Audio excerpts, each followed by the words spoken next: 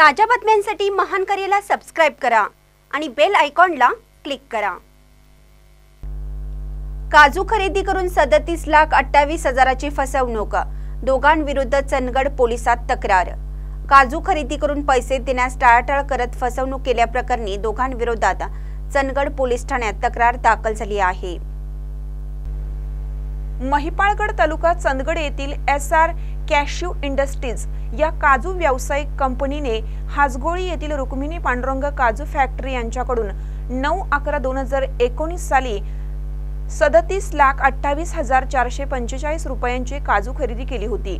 अद्याप पैसे न मिळाल्याने तसेच पैसे देण्यास टाळाटाळ करणे यावरून आपली फसवणूक झाल्याची लक्षात येताच ज्योतिबा पांडुरंग पाटील वय वर्ष 56 राहणार हाजगोळी यांनी सुहास बाळासाहेब भोगन व बाळासाहेब आप्पुना भोगन यांच्या विरुद्ध चंदगड पोलीस ठाण्यात तक्रार दाखल केली आहे।